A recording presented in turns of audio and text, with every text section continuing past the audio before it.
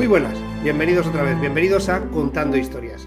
En la serie hacia la Guerra Civil, en todo el capitulado que llevamos, me habrán escuchado decir muchas veces que nos faltaba una pata para completar el banco: la masonería. La masonería es fundamental porque muchos de los que dirigían los partidos políticos, el ejército, durante la época de la Segunda República y la época anterior, cuando ya combatían contra la dictadura del general Primo de Rivera, eran masones. Luego la masonería debe ocupar su papel en todo este entramado histórico que vamos contando y que vamos dibujando a lo largo de la serie hacia la Guerra Civil. Como no podemos hacer un capítulo específico, ya que mis conocimientos sobre la masonería, debo confesarles, son muy limitados y no haría más que repetir como un papagayo lo que haya leído en algún mal libro, conseguí que alguien que de verdad es un experto en este tema pudiera venir al canal.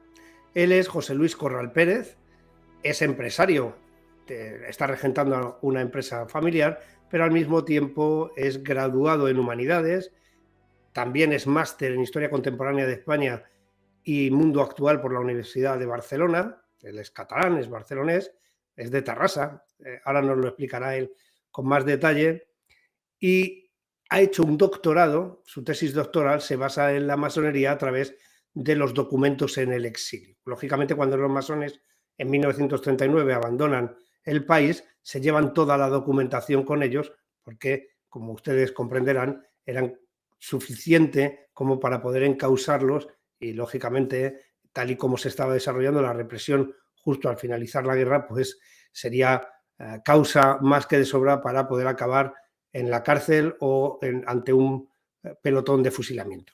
Sin más dilación, voy a presentarles a don José Luis Corral, que está aquí esperando en la nevera y que tiene muchas cosas que contarnos. Muy buenas, don José Luis.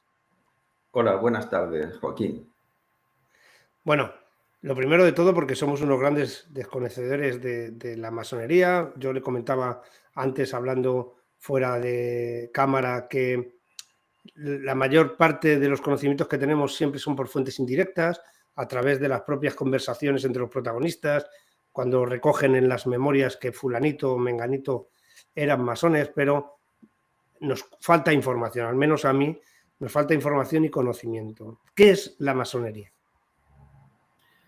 Pues, Joaquín, es tan importante la pregunta que me hace.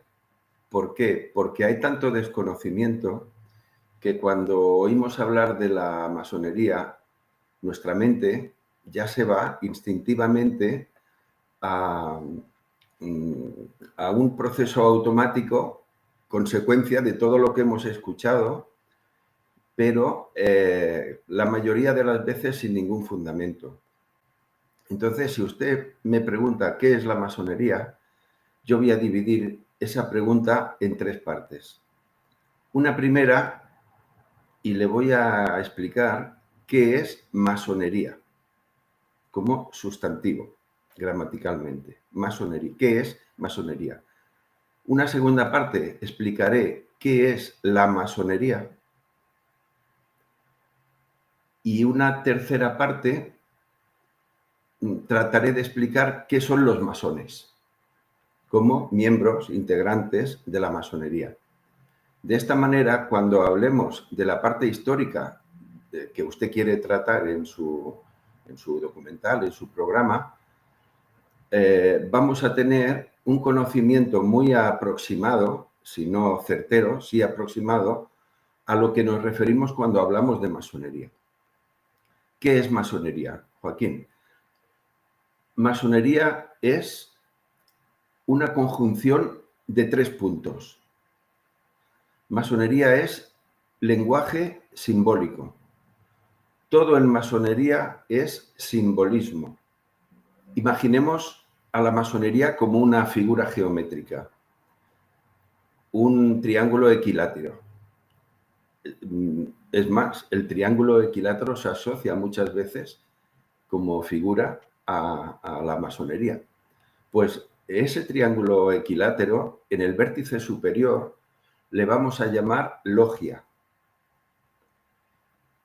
En los dos vértices inferiores, a uno de ellos le vamos a llamar iniciación y al otro vértice le vamos a llamar camino iniciático. Y para aún entendernos mejor, voy a utilizar sinónimos de los 3 nombres que le he dado a los vértices. Donde hemos puesto logia, vamos a poner taller. Taller, todos sabemos que es un espacio físico donde los que forman parte del taller se reúnen a trabajar. En cambio, si decimos logia, no sabemos qué es. Por tanto, sustituimos logia por taller. El segundo nombre que hemos dado ha sido iniciación. También le vamos a buscar un sinónimo. En lugar de iniciación, vamos a poner rito de paso. Es más corriente conocer qué es un rito de paso, porque todas las culturas suelen tener un rito en el que se traspasa una situación, una posición existencial de la persona. Y el tercer nombre, al vértice que le hemos llamado camino iniciático, lo vamos a sustituir por experiencia, por aprendizaje. Con lo cual el camino iniciático que viene a raíz de la iniciación del masón es el conjunto de experiencias y de vivencias que vive el masón formando parte de la masonería. Ese triángulo tiene una superficie, tiene un área comprendida dentro de esos 3 puntos y todo lo que hay ahí adentro es masonería.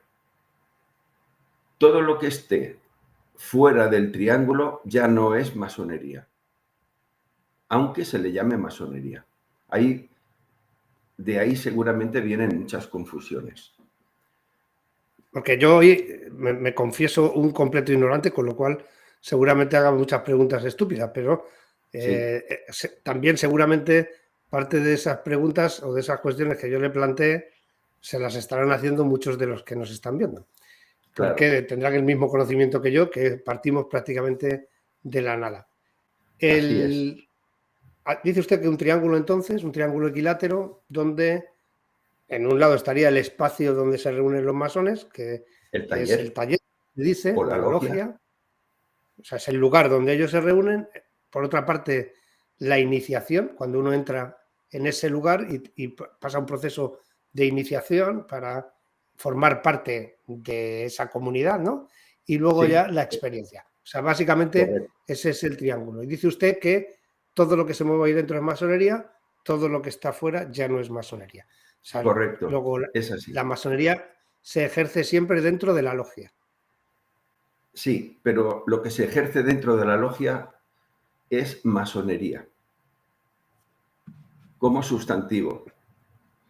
Visto. ¿Qué es? Una cosa, a partir de ahí, exacto, a partir de ahí, Joaquín, ya podemos hablar de la masonería. Si volvemos otra vez a la gramática, sí. La masonería es una parte de una oración. Digamos que sería el sujeto de una oración. ¿Por qué? Porque la masonería no es única. Deberíamos hablar de las masonerías, en plural. ¿Por qué? Porque no existe homogeneidad dentro del fenómeno masónico. Las logias están agrupadas en obediencias. Una única logia, un único taller, no funciona. Debe estar integrado en un conjunto de logias con el mismo formato de trabajo, con el mismo formato de ideas, con el mismo formato de pensamientos, con el mismo formato de entender qué es masonería. Porque veremos que pueden haber varias líneas de trabajo. Con lo cual, no hablamos de la masonería, sino de las masonerías en plural. Luego ya veremos por qué. Bueno, muy bien, muy interesante. Creo que lo hemos entendido hasta aquí más o menos. Y ahora nos falta la tercera pata, ¿no? Sí, Que son la los tercera masones. pata, que son los masones. ¿Usted es masón? Sí, sí, sí, claro, yo soy ¿Y masón. los masones pueden reconocer que son masones? El masón puede reconocer que es masón, claro. Y hay masones que consideran que no se ha conocido en el exterior de su logia o de su obediencia en la que trabaja la logia, por diferentes circunstancias, consideran que no es conveniente para él darlo a conocer, por seguridad, por prudencia o por propio deseo. Los masones sí podemos decir que lo somos, lo que no podemos decir es quién lo es. O sea, yo no puedo desvelar a ningún otro miembro de mi logia o de mi obediencia. Como masón no lo puedo anunciar porque lo tenemos escrupulosamente prohibido, bueno, más que prohibido, consensuado que no lo vamos a hacer y es algo que se respeta. Claro, porque puede haber gente, luego lo veremos más en profundidad, pero muy importante dentro de la masonería. A ver, estoy hablando de cargos Sí, públicos, etcétera, etcétera. sí, principalmente en España. No, eso no suele ocurrir en otros países, se puede dar el caso, pero en España, por las circunstancias históricas por las que hemos atravesado, los masones, en general, tenemos la prudencia de no desvelarlo por evitar los inconvenientes que puede provocar o puede producir el anunciar que se es masón. Por lo que hablábamos antes del imaginario colectivo que está condicionado o viciado por mensajes incorrectos o inadecuados o inapropiados. Con lo cual, Entonces, ¿qué es un masón? un masón es un integrante de un taller masónico, de una logia masónica, y que además es reconocido como tal por el resto de los integrantes del taller. Entonces, si usted quiere ser masón, alguien tiene que contactarle para que pueda entrar en la logia, claro. No se da ese caso. Mm. Si alguien quiere ser masón, debe ser él quien se dirija a la logia, en este caso no a la logia, sino a la obediencia, y solicitar su entrada en aquella obediencia. La O obediencia es como si fuera, el, jerárquicamente hablando, el nivel superior a la logia, porque una obediencia tiene varias logias, ¿no? Sí, la Cuelgan de ellos. obediencia es la agrupación o la asociación, en este caso, De logias. cuando hablamos de una obediencia, es la figura jurídica que es reconocida como asociación que practica la masonería. En mi caso, nuestra obediencia, que es la Gran Logia de España, es una asociación inscrita en el registro de asociaciones del Ministerio del Interior y es la que tiene la titularidad jurídica. Las logias trabajamos dentro de nuestra obediencia. En una obediencia pues pueden haber pues 50 logias, 80, 100, 200, depende de la obediencia y depende del país del que estemos hablando. Pero el masón se convierte en masón a partir del momento de la iniciación, del ritual de paso que antes hablábamos. Pero la masonería, como tal, la obediencia, no va a buscar profanos para que se incorporen. Es esa persona que ha conocido algo sobre la masonería o tiene curiosidad por conocer o por integrarse y se dirige a la sede a la sede que tenga esa obediencia en su ciudad. ¿Y Y qué llama a la temas? puerta y pide Y pide conocer o entrar. pide entrar.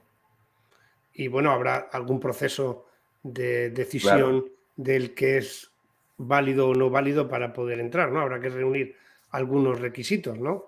Sí, una vez que esa persona ha solicitado incorporarse en la obediencia, pues se le toma nota de cuál es son sus datos, cuál es su perfil, con qué idea o con qué voluntad o con qué ánimo se aproxima a la masonería.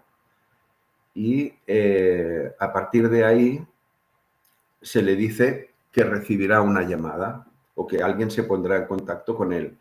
¿Para qué? Para pasar un proceso de entrevistas. En nuestro procedimiento, 3 masones se entrevistan de manera individual y por separado con esta persona que quiere entrar y siguen una entrevista donde el entrevistador conoce a esa persona y determina si es apta para incorporarse en su taller. ¿Y hay un perfil determinado o cualquier persona de cualquier campo puede ser masón? Quiero decir, ¿hay un mínimo de nivel educativo o hay un mínimo de influencia en la sociedad o cualquiera puede optar a ser masón? Cualquiera puede llamar a las puertas de la masonería. En ese proceso, en esa entrevista, lo que se trata de averiguar son 2 puntos fundamentales, que es lo que marcan nuestros reglamentos. Que sea una persona libre y que sea de buenas costumbres. Claro, esto viene del siglo XVIII, cuando se creó la masonería actual. En aquel entonces no todas las personas eran libres. Se entendía por entonces una persona libre, pues que tuviera autonomía propia, que no fuera esclavo, que no estuviera dependiente de un patrón o de aspectos que no le permitirían tener libertad de movimiento dentro de la logia. Y actualmente, cuando preguntamos si es una persona libre, lo que buscamos es conocer si esta persona tiene capacidad de asumir compromisos y de cumplirlos. Entrar en la masonería supone aceptar una serie de reglas, de normas, de compromisos, de actitudes. Eso es lo que el entrevistador, el masón que entrevista, necesita conocer. Y otro, en lo que hace referencia a las buenas costumbres, actualmente, pues que sea una persona de orden, que tenga su trabajo, familia o no, hijos o no, es igual, pero que conviva en la sociedad y que no sea alguien al margen de la sociedad, que sea capaz de convivir con otros hermanos que va a tener dentro de su logia. ¿Tratan las logias, perdón, Perdone, sí, dígame. tratan las logias o la obediencia, en este caso, que digamos es el escalón superior? Luego le preguntaré si esa obediencia a su vez se debe a otras obediencias. Entiendo que esto sea una red global, ¿no? No creo que sea España una cosa particular en el mundo, ¿no? Digo, tratan de influir, no sé, por ejemplo, en la política, en la economía, en decisiones que tengan que ver con cosas que nos afectan a todos. Las 3 personas, los 3 masones que entrevistan a esta persona que quiere entrar en la masonería, ya sí son de una logia. ¿Por qué? Porque alguien quien recibió a la persona por primera vez en la sede, según la primera entrevista que hizo, consideró la logia en la que podría ser admitido. Por tanto, los 3 masones que le entrevistan son de la misma logia y lo que van a determinar es si esta persona ya no si puede ser masón o no, sino si puede encajar con la dinámica de trabajo de esa logia. Con lo cual, si pasa ese proceso que nosotros llamamos aplomación, el siguiente paso es lectura del informe de estos 3 entrevistadores en la logia, en el taller. Se hace la lectura de manera individual, se lee ese informe sin citar los nombres de los entrevistadores. No sabemos los miembros de la logia quiénes les han entrevistado, solo lo saben ellos 3 y el hermano que preside la logia en ese año. Solemos relevar a quien dirige la logia, le llamamos venerable. Él lee y él sabe quiénes son los 3 entrevistadores, pero los miembros de la logia no. Y en función de lo que ellos leen y lo que nos proponen, hacemos una votación. Si la votación es favorable, esa persona, ese profano, es aceptado y a partir de ahí empezará su inicio. Si no es aceptado, se le dan 6 meses para que, como mínimo, para que vuelva a poderlo solicitar. Ese es el proceso. Bueno, creo que merecía la pena estar 20 o 25 minutos con estos conceptos porque son muy importantes para ahora entender la parte histórica, ¿no? Sí. Termine, por favor, porque es muy interesante y le faltaba algo por aportar. Sí, como me ha hecho una pregunta y me dice, Sí. ¿dentro de la jerarquía la obediencia tiene algún estamento superior del que depende? La respuesta es no. ¿No? O sea, La obediencia es Ajá. el último escalón dentro de la masonería de un territorio. La obediencia es una agrupación de logias y sobre ella no hay ningún estamento superior. Sí hay otras organizaciones que agrupan conjuntos de obediencias que siguen una misma dinámica o de entendimiento de la masonería. Le quiero decir esto, nos tomamos 2 minutos más, porque es muy importante, porque la masonería está regulada por unas constituciones, unos reglamentos que se crearon en el inicio de la masonería actual. Estamos hablando del año 1717.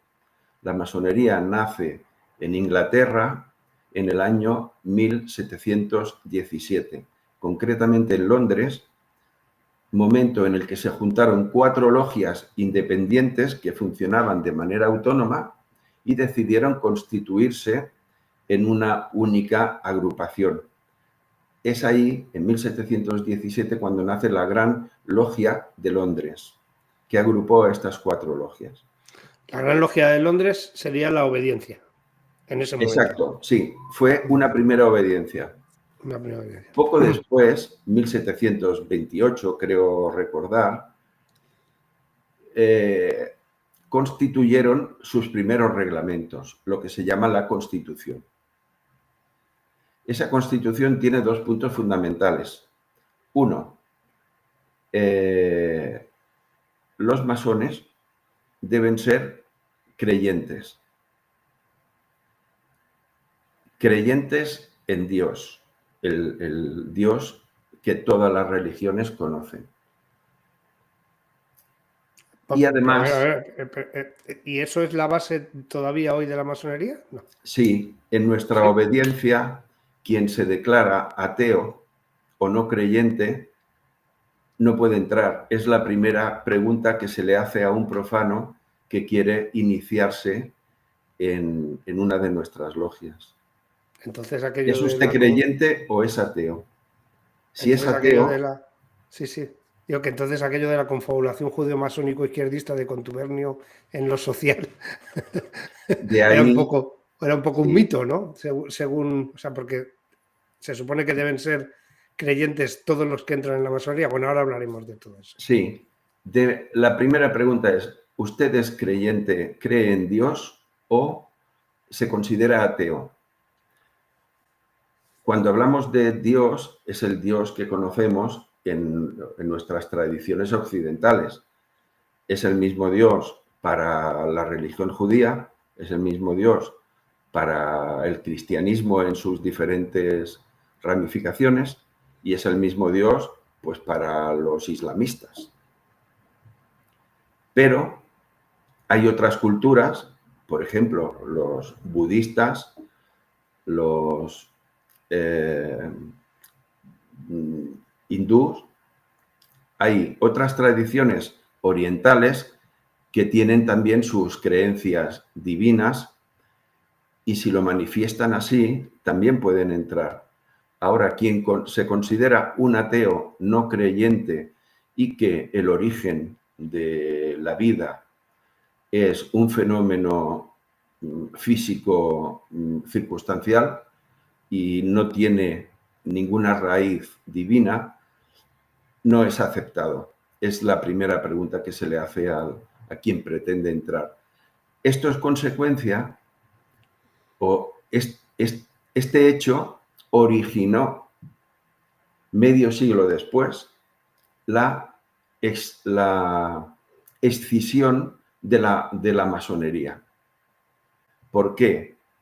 Porque cuando nos aproximábamos a final del siglo XIX, con el liberalismo, los derechos, por ejemplo, que se otorgaban a la mujer, hubo una tendencia dentro de la masonería que proponía la libertad de creencias, o sea, de no creer en un Dios. Estaba la transformación liberal. Se le daba a la mujer también unas libertades o unos derechos que hasta entonces no los tenían. Otro punto que es obligatorio en nuestra obediencia o limitante es que es exclusivamente masculina. La masonería originaria de 1717 pedía la creencia en un Dios, en el Dios de la religión de esa persona, y no se admitía el ingreso de las mujeres. Entonces, hubo una escisión a partir de la cual los ateos podían entrar en esa nueva rama, las mujeres también, entonces se constituyeron o se podían constituir obediencias mixtas y logias en las que podían trabajar tanto hombres como mujeres. Pero se separaron de la línea tradicional masónica. ¿Qué ocurrió? Que a los que seguían la tradición se les pasó a llamar por ellos mismos masonería regular y los que quedaron fuera de esa línea son considerados por la masonería regular como irregulares. De ahí la dualidad entre masonería regular y masonería irregular. Sin embargo, las obediencias consideradas irregulares no se consideran así, ellos no se consideran irregulares. La idea es que masonería es regular siempre que practiquen los ritos y los rituales tal como vienen especificados en el ritual. Eso es lo que otorga para ellos la regularidad. De ahí la controversia entre regulares e irregulares, pero que todavía aún la mantenemos. Entonces, la masonería regular depende de la tradición creada en Inglaterra en 1717.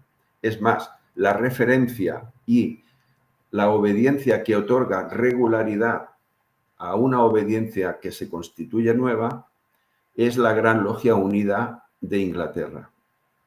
Quien no es reconocido, hay reconocimiento entre obediencias y quien otorga ese reconocimiento es la Gran Logia Unida de Inglaterra. Quien no es reconocida por ella es porque no acepta en sus reglamentos los landmarks o constituciones originales, con lo cual formarán parte de las obediencias o de la línea masónica considerada irregular. Quiere decir que pueden ingresar mujeres y no se les pregunta si son creyentes en Dios. Bueno, yo creo que más o menos nos ha quedado bastante claro ese triángulo equilátero de la logia, taller, espacio, la iniciación. Ya sabemos también más de qué es la masonería regular, que es en la que se basa la Gran Logia de España, entiendo, ¿no? Que es nuestra, por hablar en términos nacionales, sería nuestra obediencia, la obediencia de la masonería española. Entonces, si te parece...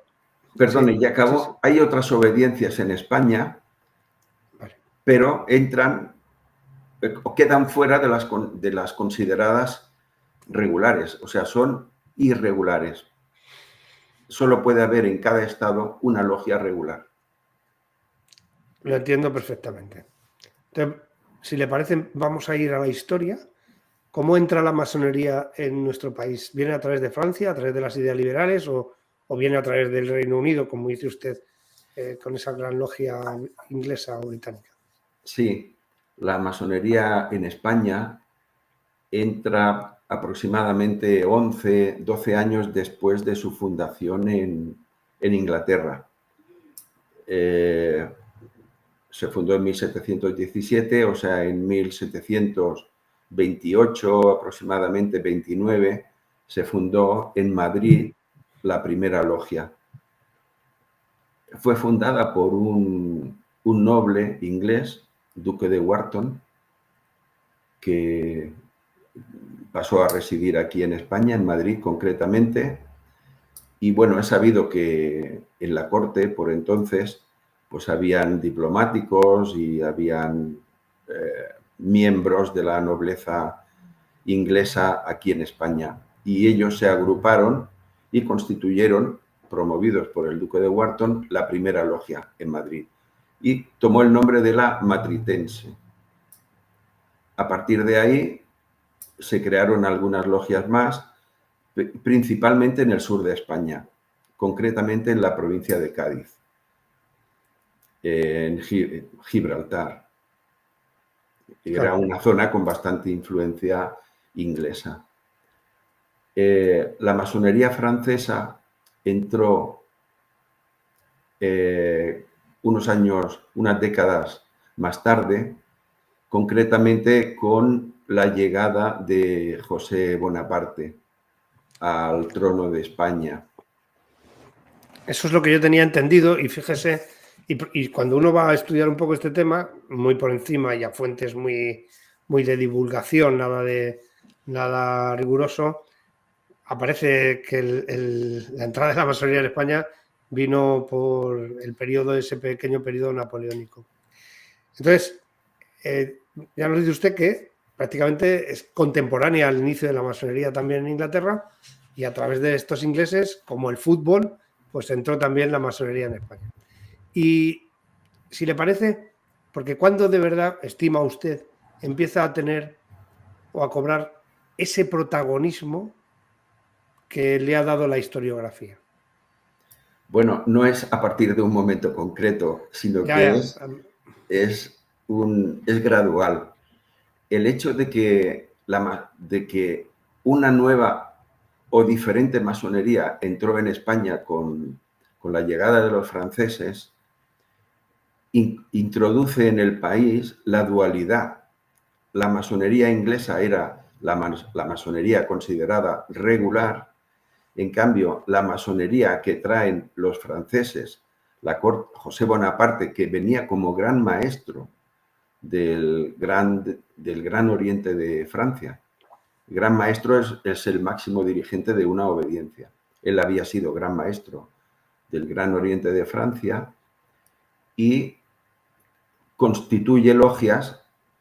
se constituyen logias en España dependientes del gran oriente de Francia, en principio.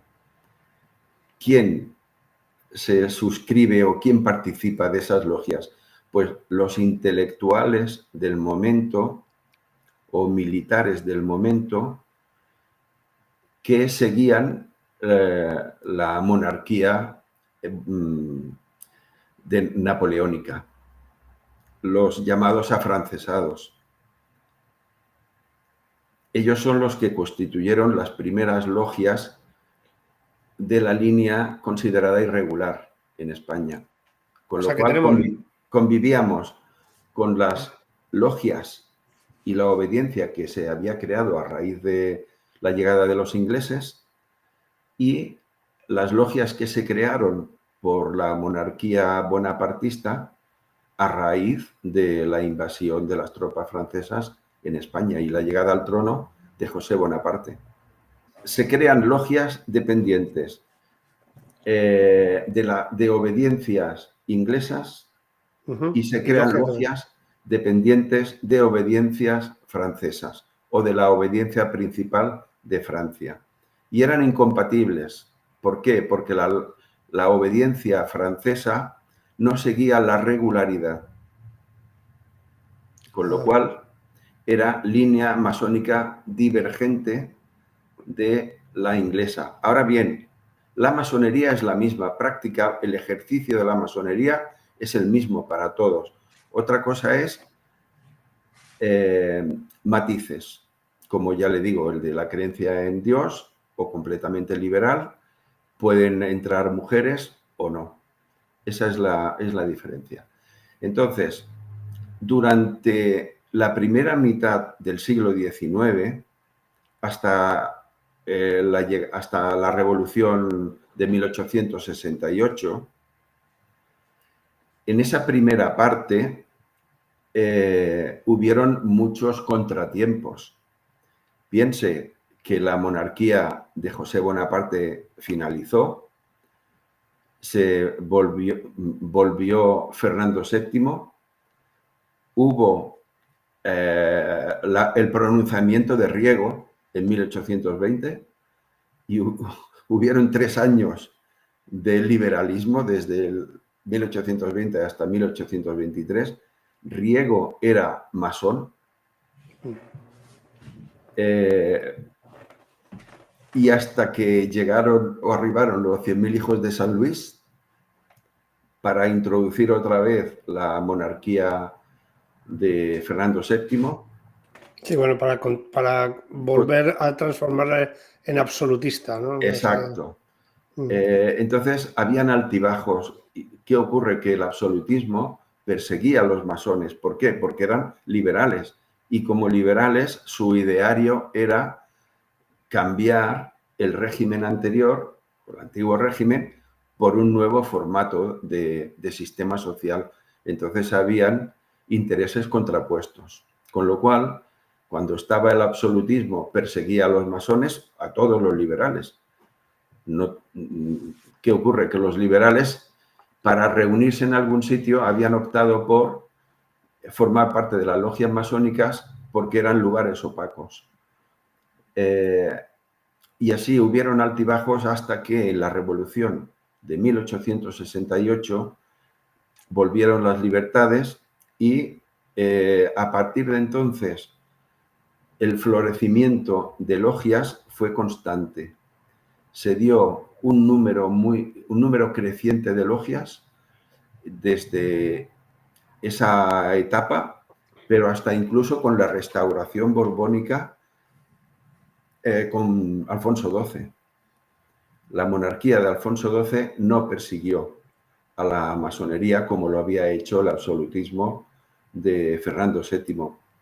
La monarquía tanto de Alfonso XII como luego de Alfonso XIII era más o menos parlamentaria, habían gobiernos con partidos políticos y habían ideas desde las más conservadoras a las más liberales.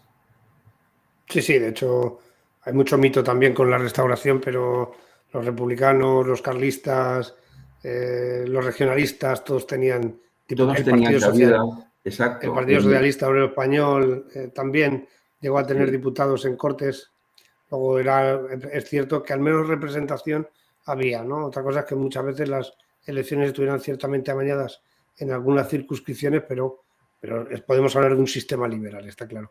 Y entonces, claro, usted comenta cómo las logias más o menos pueden vivir con cierta tranquilidad durante toda la época de la Restauración y quiénes son los masones en esta época. En la época de la Restauración, vamos, ya le digo, tanto el periodo de Alfonso XII como la llegada al trono de Alfonso XIII, hubo un florecimiento de logias impresionante y de obediencias. Como mínimo, se pueden contar 5 obediencias.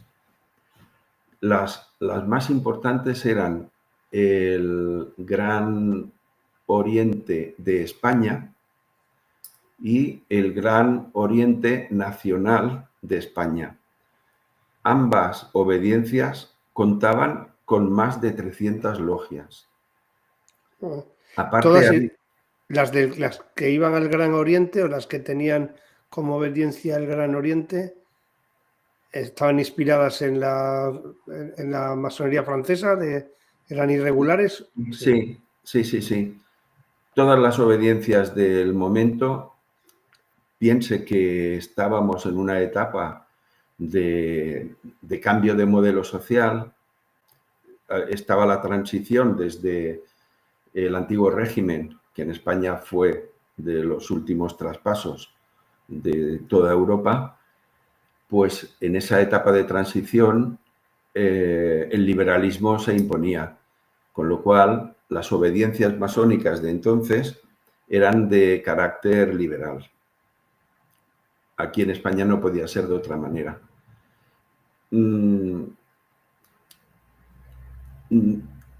Es más, hay una anécdota y es que Galdós, Benito Pérez Galdós, tiene en sus episodios nacionales, una de sus novelas, uno de sus episodios habla del Grande Oriente y hace referencia a que, aunque él se refiere al trienio liberal, pero ya entonces hablaba de que era un club en el que se conspiraba, se confabulaba y se trataba de entrar en el gobierno, en las Cortes y en el gobierno. Ya lo decía Pérez Galdós de 1820-23. O sea, imagínese la que había organizada entre obediencias y logias masónicas cuando todo el mundo quería participar de la política y del cambio de modelo, hasta que uno de los dirigentes del Gran Oriente de España decidió unificar obediencias en una sola obediencia.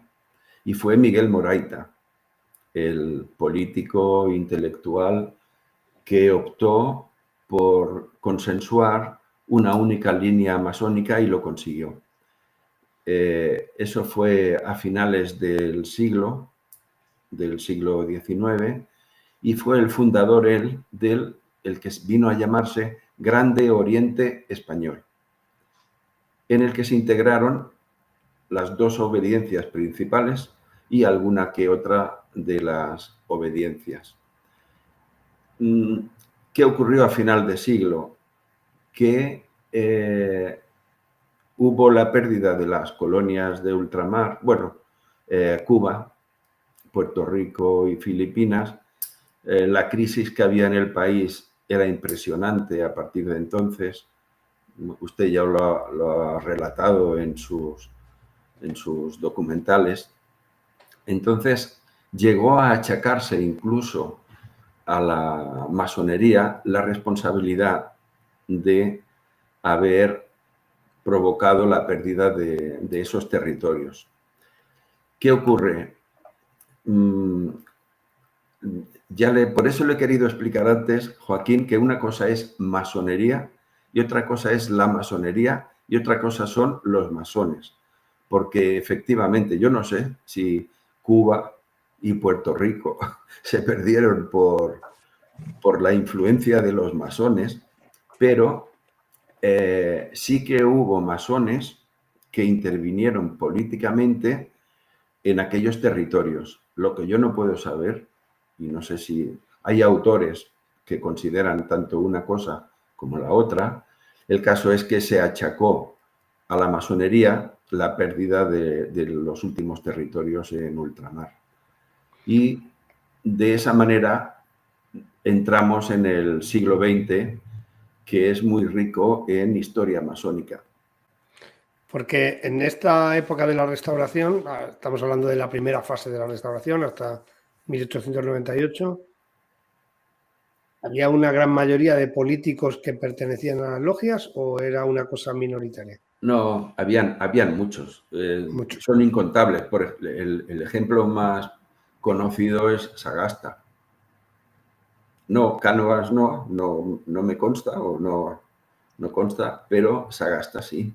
Y la mayoría de los militares, o muchos de los militares que se pronunciaban, Prim, por ejemplo, Prim Sí. era masón.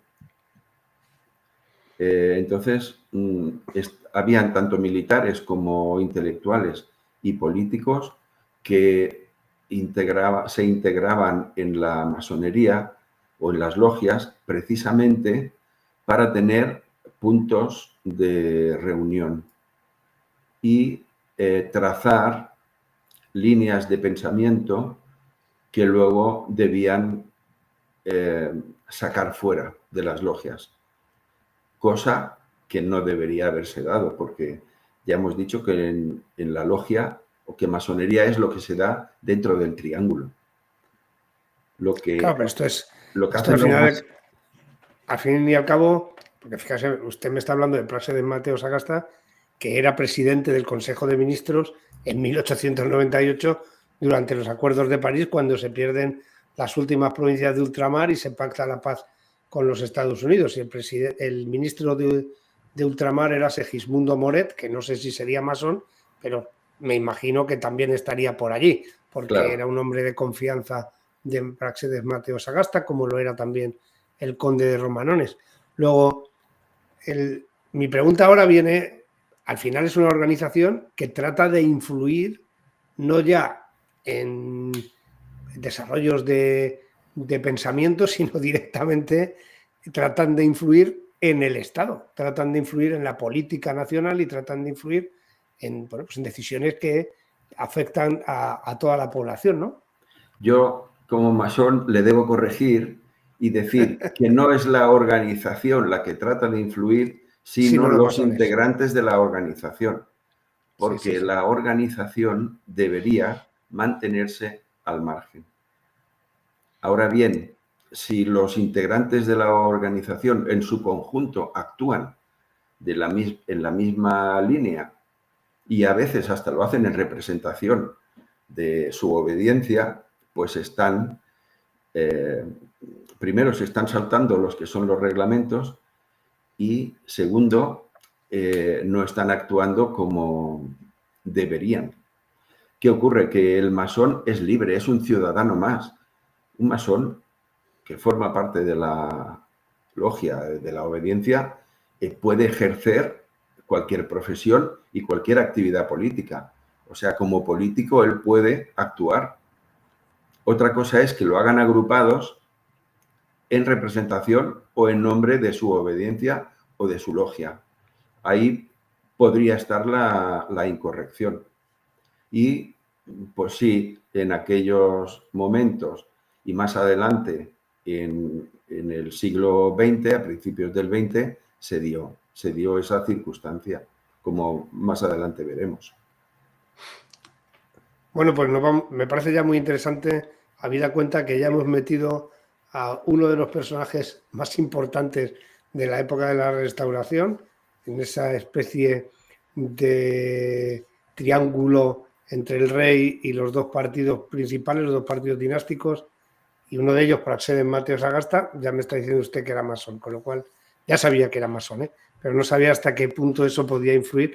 Ahora sí me lo constata usted que lógicamente ha ido a las fuentes primarias, pues me quedo más tranquilo. Y luego evolucionamos ya, las dos grandes figuras prácticamente terminan después de 1898, uno porque es asesinado en 1897, en 1897, perdón, que es Cánovas del Castillo, pero Praxedes Mateo Sagasta, creo recordar que muere en 1905. Entonces tenemos a sus relevos, ¿no? En los dos partidos ya son hombres con menos poder. ¿Y quiénes son los masones en este momento? Porque la restauración empieza a tener la primera crisis, la de 1898, después otra grande en 1917 y ya a partir de ahí vamos cabeza abajo, ¿no? Bueno, veo que usted quiere tener nombres. Claro, nos llama, claro, claro, claro. Es muy lógico y muy correcto. Sin embargo, yo lo que quiero es trasladar acciones, actitudes, hechos Entonces, conjugaremos ambas cosas. Desde luego, lo importante es saber que la monarquía de Alfonso XIII fue deteriorándose conforme iba avanzando el siglo, hasta el punto de que o pidió ayuda o se ofreció para salvar a la patria Primo de Rivera. A partir de que Primo de Rivera empezó a ejercer su directorio militar, las cosas para los masones cambiaron. Fíjese que tanto en la monarquía de Alfonso XII como de Alfonso XIII, los partidos políticos y la masonería pudieron actuar con libertad. Con el directorio de Primo de Rivera hubieron algunos cambios. La masonería no es que se persiguiera, no se prohibió, pero sus actividades se restringieron.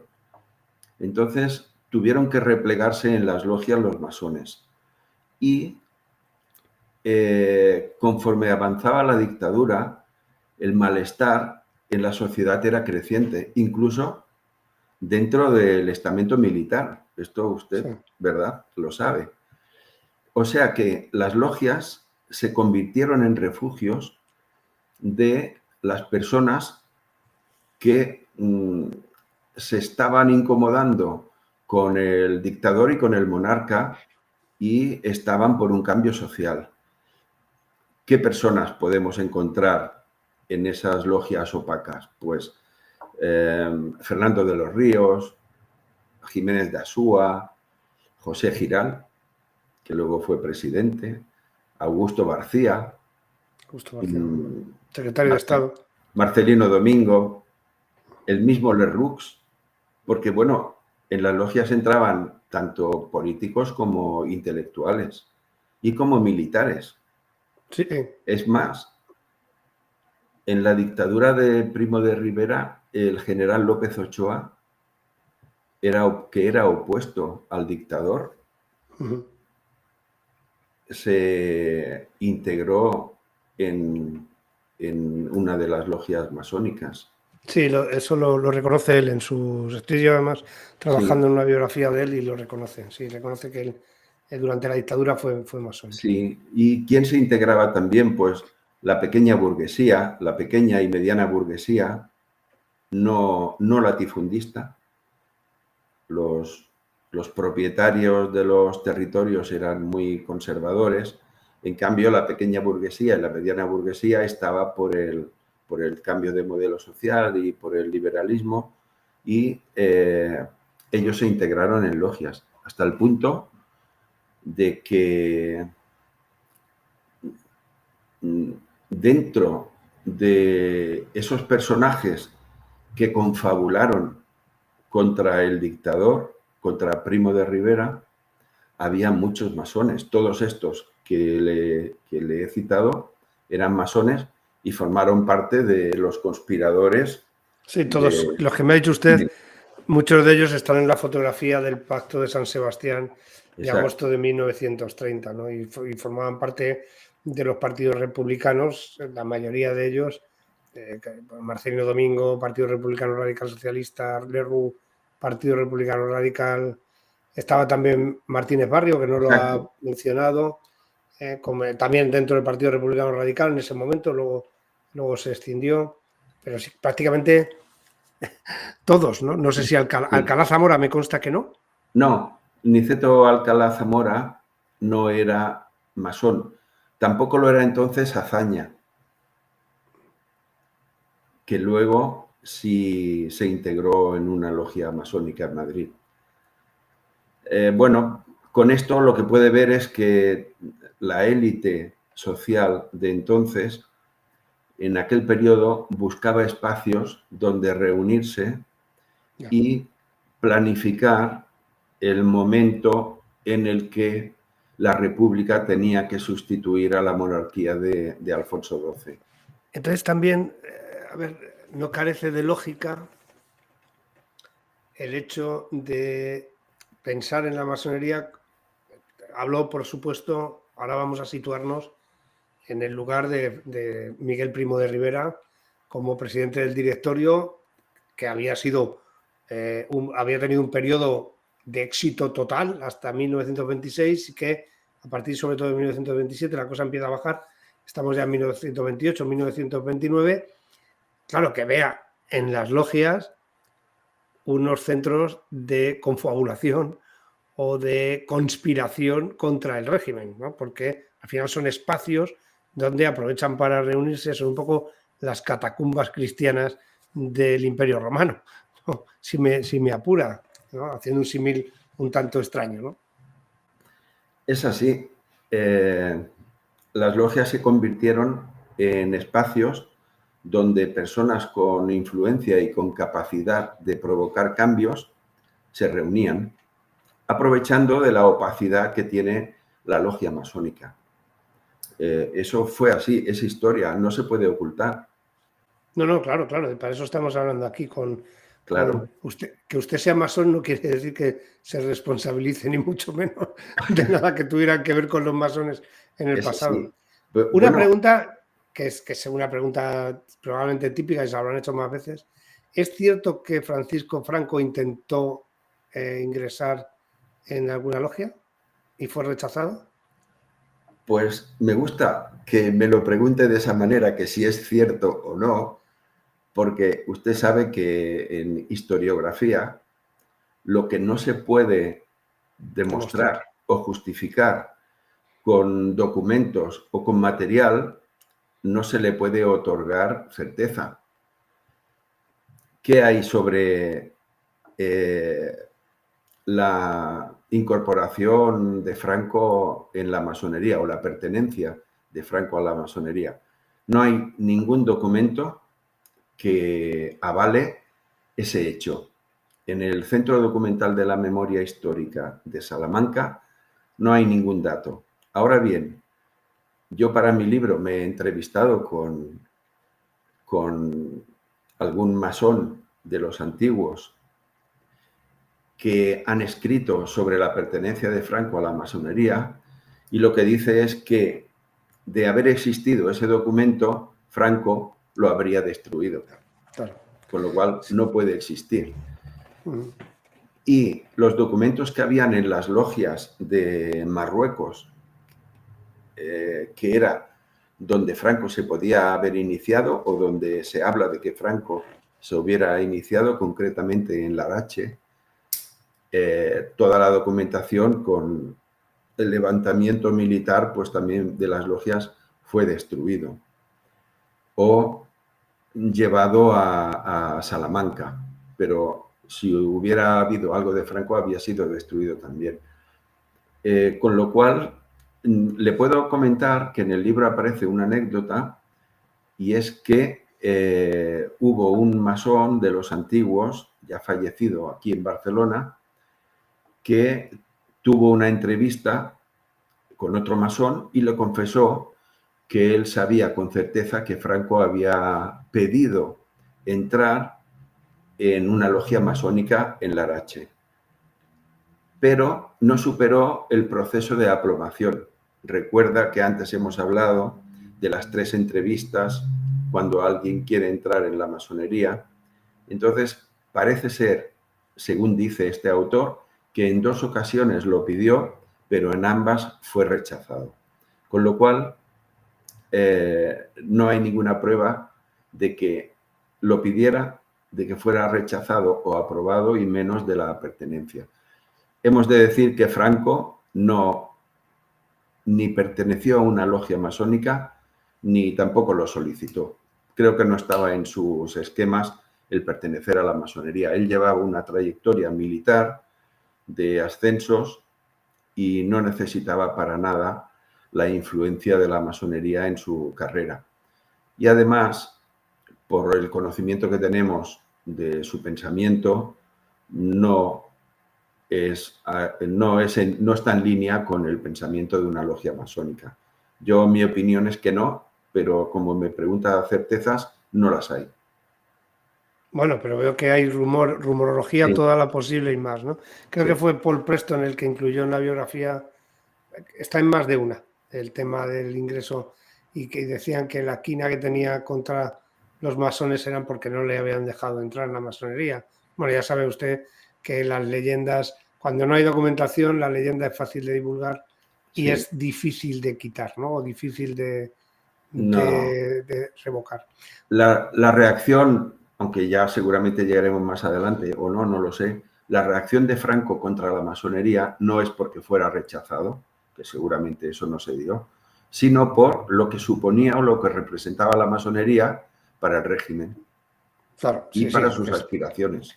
Porque podemos decir que la masonería tuvo muchísima influencia en la caída del presidente del directorio, de Miguel Primo de Rivera. Le vuelvo a corregir, fueron De los masones. masones, perdón.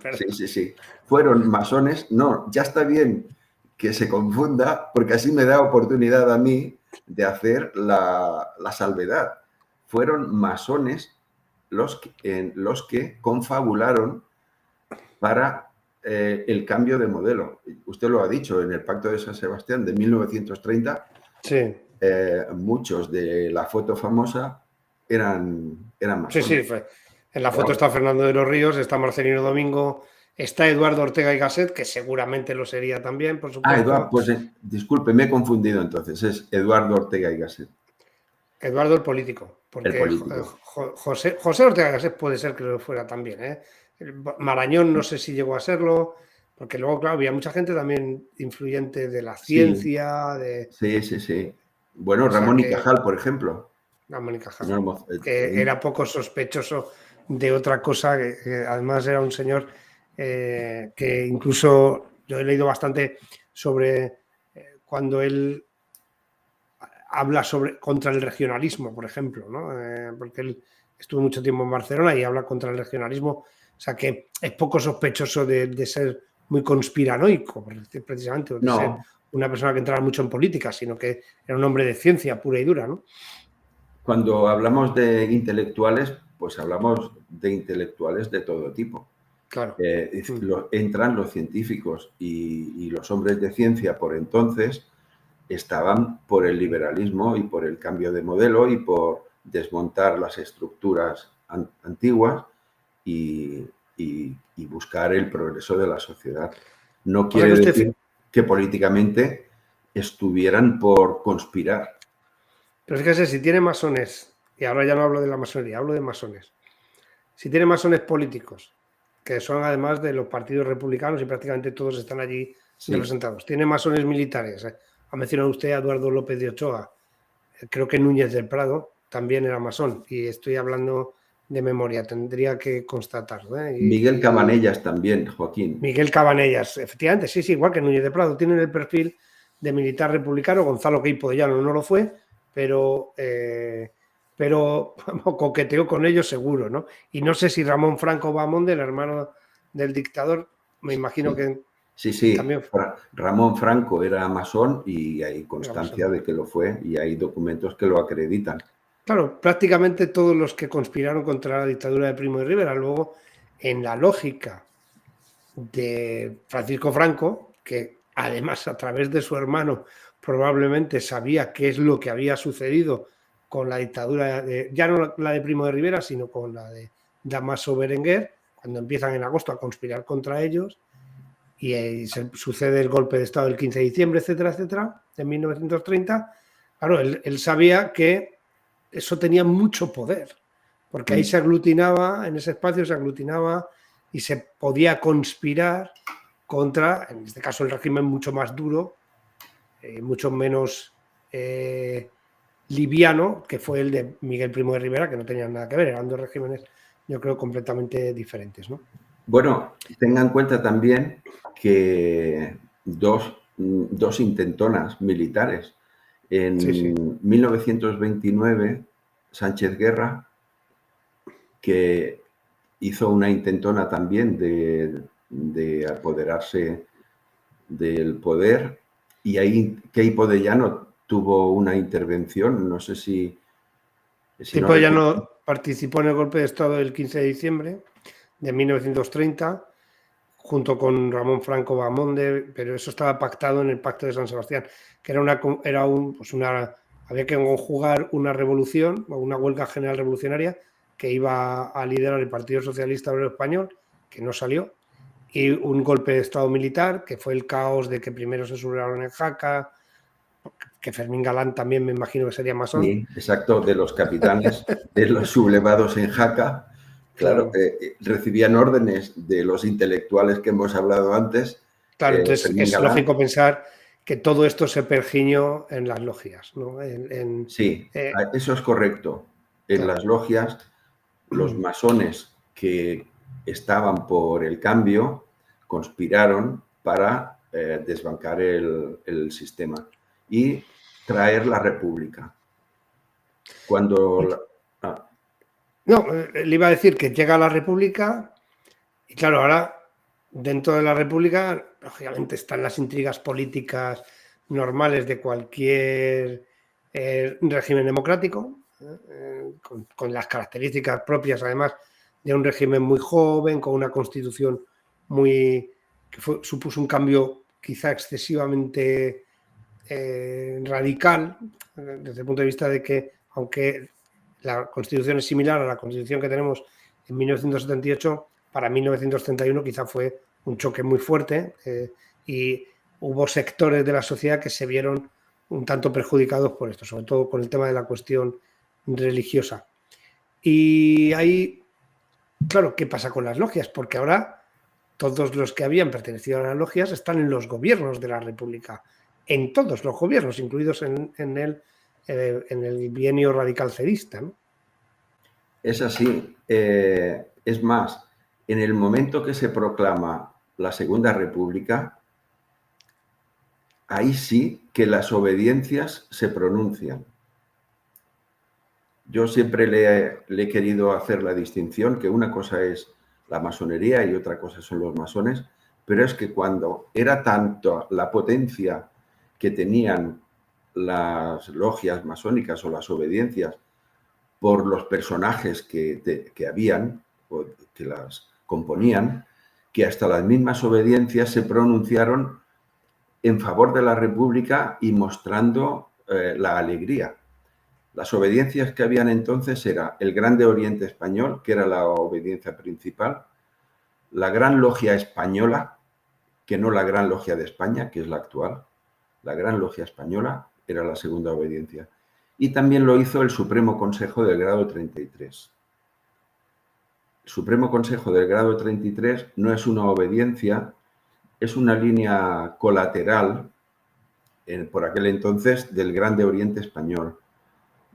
Hay algo que no hemos hablado, pero es que hay tanto, pero está bien saber que dentro de la masonería regular, de una obediencia, hay cuerpos colaterales.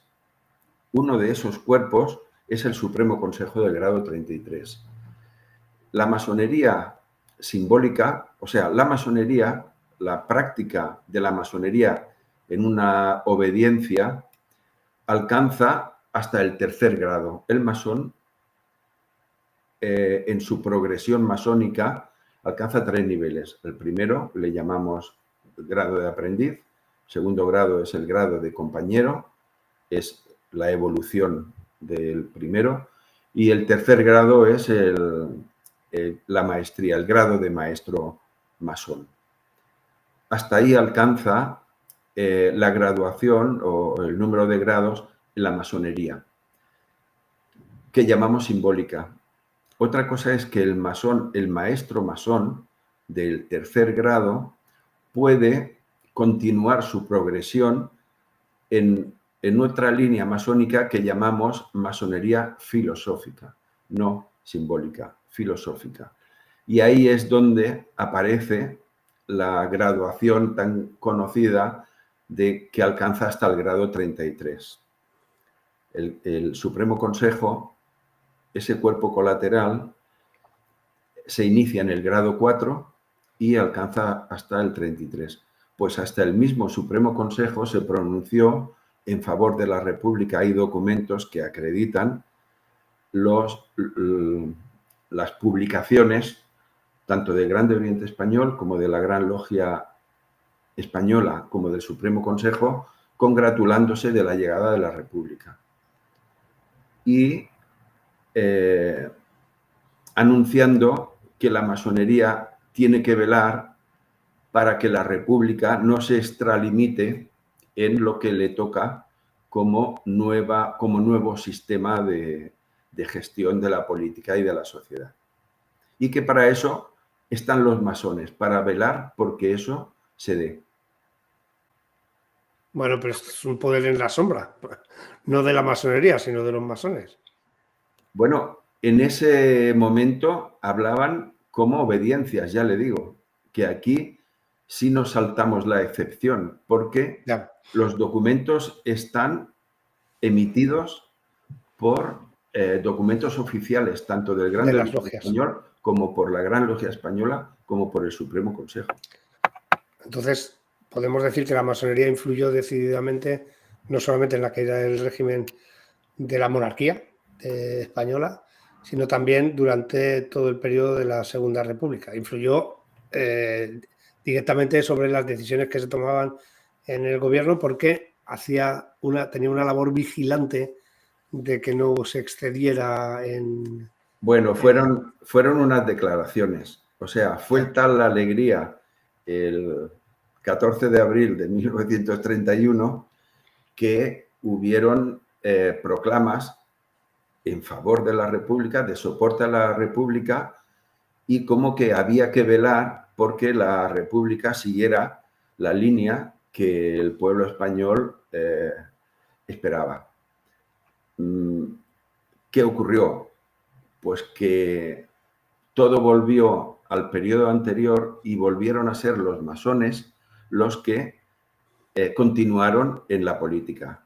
Es más, en las cortes, en las mismas cortes de constituyentes de 1931, por los autores que yo he consultado, habían sobre los 170 masones. Se ha hablado mucho que si la mayoría o la mitad o el 70% eran masones, en realidad, en sus diferentes posibilidades, el número que se alcanzó, ya le digo, estaba en 170 y tantos. Creo que eran 400. 70, más de un tercio. Eran 473. Bueno, las constituyentes creo que eran 470 y luego se aumentó a partir del mes de octubre o noviembre a 473. 473 diputados, 170 y pico masones, son más de un tercio de los diputados. Sí, pues esa cifra, la siguiente legislatura, la de 1933, el número de masones cayó. O sea, muchos masones se incorporaban a la masonería pues por alcanzar notoriedad o por tener influencias o simplemente porque estaban por la propuesta de cambio y consideraban que desde la masonería podían tener algún papel.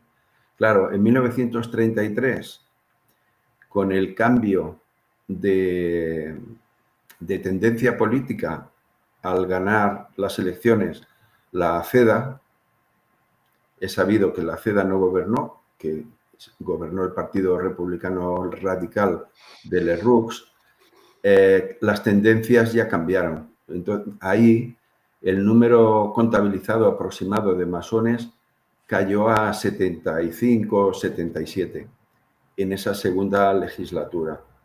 Y de nuevo, en 1936, en las últimas elecciones, el número volvió a subir, pero no llegó a los 100. Estaban, si no recuerdo mal, sobre 95 o 97 los que están contabilizados en sus diferentes acepciones. Ya la masonería dejó de tener la influencia que tenía en el Parlamento y en los gobiernos. Aún así, a los altos puestos, muchos de ellos estaban ocupados por masones. Usted lo ha dicho, Diego Martínez Barrio, por ejemplo, fue un presidente de las Cortes. Claro. En 1936. Exacto. Es que además Azaña habla de él cuando, sobre todo a partir de febrero de 1936, cuando ya ganan las elecciones y a partir de ese momento, desde ese momento empieza a haber rumores de conspiraciones, etcétera, etcétera. Y Azaña escribe en sus memorias, Diego Martínez Barrio le han dicho en las logias que se está preparando un golpe y no sé qué. O sea que realmente seguían ejerciendo al menos ese lugar donde se podía, pues, donde había confidentes, donde se recogía información, era una fuente de información importante y siguió ejerciendo ese papel, ¿no? Sí, es así, Joaquín, es cierto. Como ha citado Azaña, recuerda que antes hemos hablado de que Azaña en 1930 no era masón, pero luego se integró en una logia masónica, pues por el conocimiento que yo tengo, no es que Azaña quisiera integrarse en la masonería. ¿Qué ocurría entonces? Creo que estamos hablando de 1932.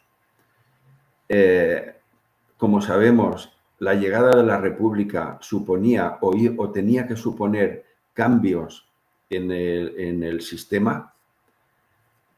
Uno de ellos es la pérdida de poder de la Iglesia Católica sobre la sociedad española. Ya sabe que una de las propuestas era que la Iglesia tenía que dejar de ejercer la enseñanza en los centros escolares. Sí, sí, sí. Otra, ley de congregaciones. Exacto. Habían un número de propuestas republicanas para retirar a la Iglesia Católica el estatus y la situación que había mantenido hasta entonces. ¿Qué ocurrió? Diego Martínez Barrios era entonces el gran maestro del Grande Oriente Español. Entonces se esperaba de él que fuera más activo en el avance en ese aspecto, en los avances en restar poder a la Iglesia. Lo que se había hecho con la Iglesia fue tratarla de eliminar. Todos sabemos la quema de conventos que hubo en 1931, el asesinato de religiosos, o sea, algo que tenía que haber sido de una manera gradual, consensuada, llegando a acuerdos, se hizo de una manera violenta. Yo entiendo que Martínez Barrio quería actuar de otra manera, porque él no era de los radicales, y para influenciar en que la obediencia tuviera más capacidad de cambio en el gobierno, trataron de introducir a Azaña, que era más anticlerical que Diego Martínez Barrio. Con lo cual, introdujeron a Azaña en una logia, en la obediencia. Estás en una logia, formas parte de la obediencia. Y a partir de ahí debía ejercer su influencia para restar poder a la Iglesia por su anticlericalismo conocido, el de Azaña. ¿Qué ocurrió? Que Azaña vio los personajes que habían el día de su iniciación, incluso en su diario que usted ha hecho referencia, en sus memorias, dice que el gran Gerifalte, le llama gran Gerifalte, que es Diego Martínez Barrio, no estaba, pero sí estaba Barcia y otros más. La verdad que las memorias, independientemente de que algunos pasajes son una gran fuente histórica, pero hay que reconocer que hay algunos párrafos que son realmente divertidas, porque escribiendo él habla como pensaba, ¿no? Y bueno, sí. Yo, por lo que dice él en sus memorias, dice, no me interesó nada aquello, y ya Azaña no volvió a pisar la logia en toda la trayectoria de la República. Es un mito el de la pertenencia de Azaña, por lo que el mito es a lo que se quiere trasladar, ¿no? Pero no, para él nada. Y De fue hecho, sus una memorias, maniobra política.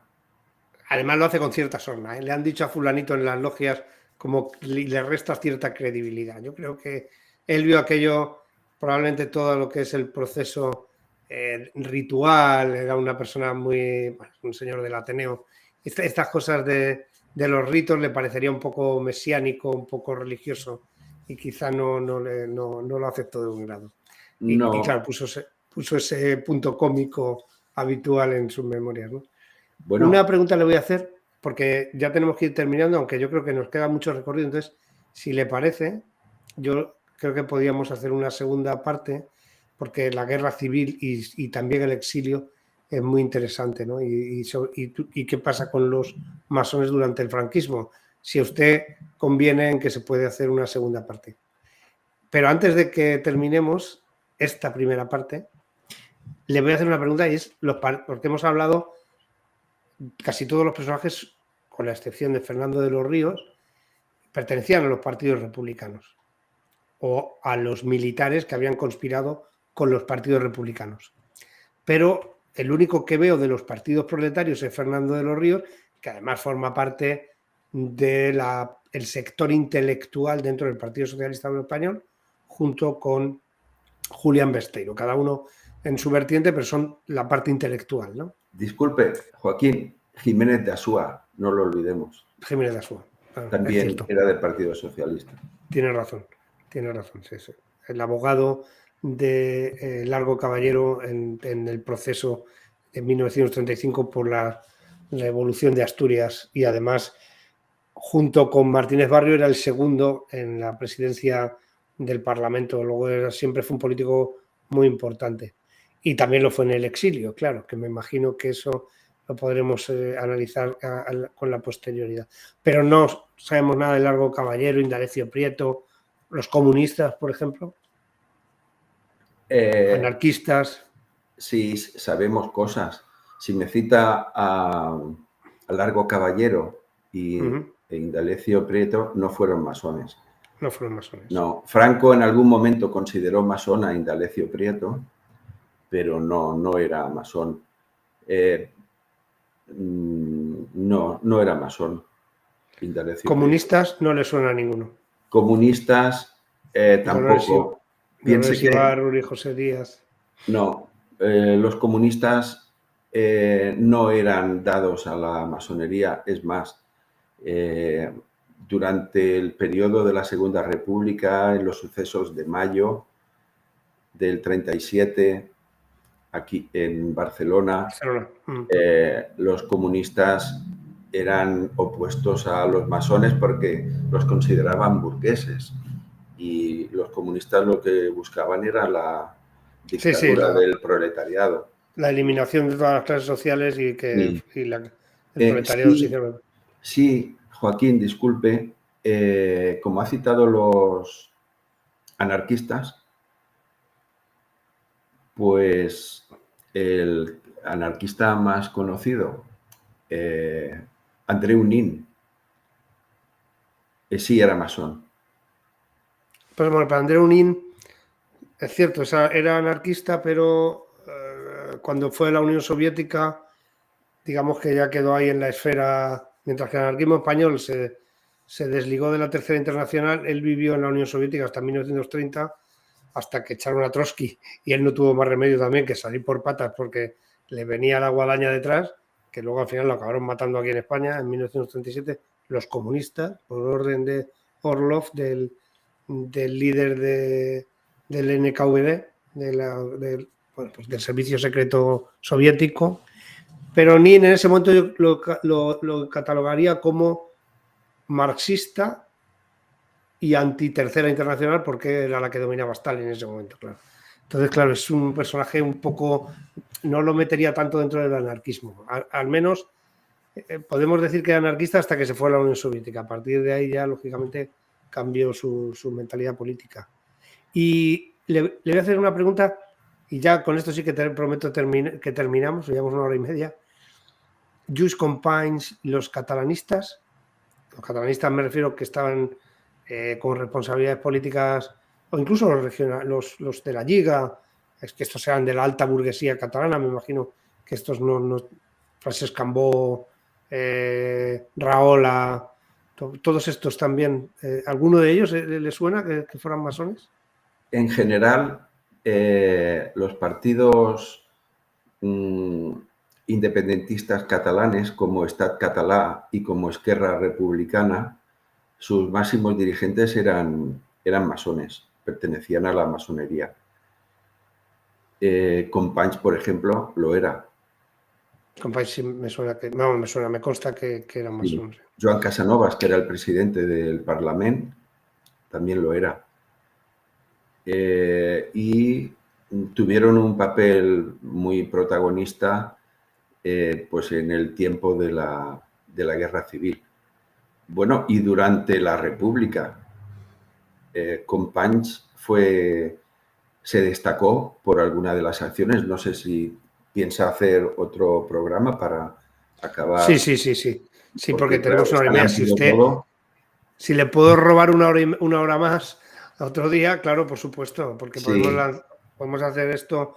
A ver, esto es un tema muy interesante y aunque todo el mundo hable con mucha alegría, en realidad yo creo que usted es la persona adecuada para de verdad transportarnos hacia la masonería y hacia los masones en esta época y luego la posterior. Yo creo que la época de la Guerra Civil, lógicamente, y todo el exilio posterior, la dictadura, requieren al menos otra hora y que podamos, que si no nos quedaríamos un poco cojos, ¿no? Un poco huérfanos de información.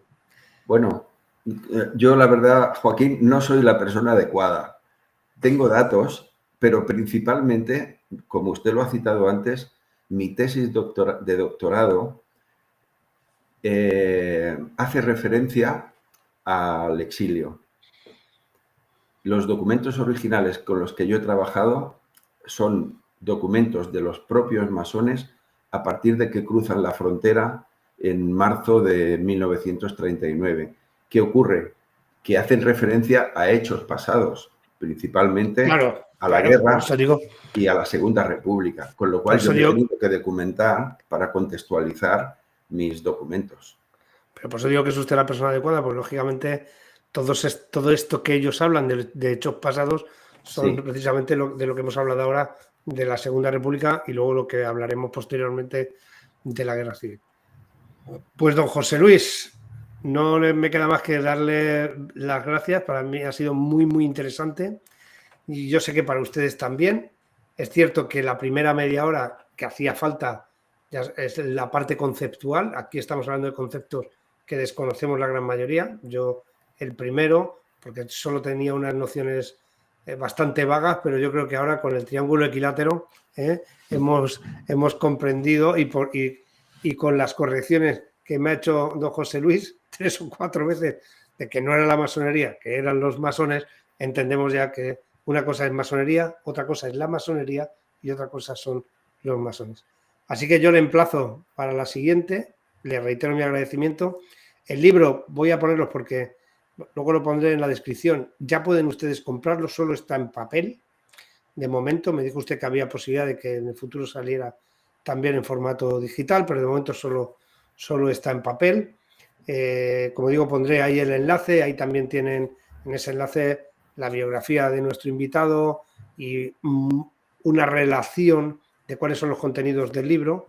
Es increíble, o sea, yo no he podido conseguir todavía el libro en papel porque, como saben, vivo en otra punta de Europa, pero en el momento que vaya para España intentaré comprarlo cuanto antes porque, lógicamente, para mí es una guía de información muy importante y una fuente fundamental porque ya ven ustedes la importancia de la masonería en toda la época que estamos hablando de la serie hacia la Guerra Civil. Esto era algo que teníamos pendiente y que yo había confesado que no era capaz de abordarlo por mí mismo porque no haría más que errar. Esa es la realidad.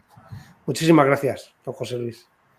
Pues gracias a usted, Joaquín, que agradezco que nos hayamos encontrado, aunque haya sido por casualidad, porque al menos hemos tenido la oportunidad, que la completaremos si hay un nuevo programa, de dar a conocer aspectos sobre la masonería y sobre los masones que son desconocidos, principalmente porque ha habido mucha toxicidad a la hora de tratar el tema.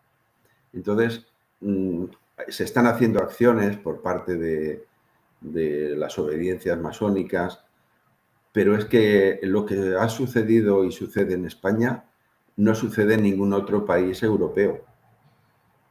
Por no citarle ya los países de América, independientemente sean del sur, del centro o del norte. Todos han tenido sus etapas críticas, sus crisis, sus guerras de independencia. En la guerra de independencia de Estados Unidos intervinieron masones, tanto los que luchaban por las 13 colonias como por la monarquía inglesa, y todos los países de Centro y de Sudamérica, la masonería o masones, mejor dicho, masones, han influenciado en todos esos procesos. Pero en la actualidad, la masonería en esos países es respetada y convive con la sociedad.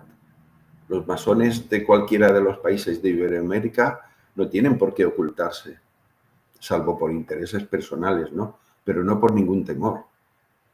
En cambio, en España sí. Entonces, espero que este programa sea una oportunidad para añadir a lo que ya otros masones están trabajando para girar la tendencia que ha habido hasta ahora. Muchas gracias, Joaquín.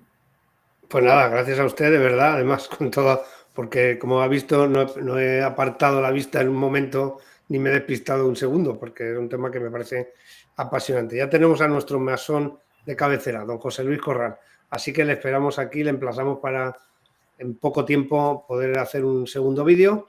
Y ustedes ya saben, gracias por darle al me gusta, con el pulgar hacia arriba, que ayudará a la difusión de este vídeo y a que más gente conozca la realidad de la masonería y pueda hablar con conocimiento de causa y no por aquello que le han contado por allá o que ha leído en Twitter. Y nos vemos en el siguiente. Gracias.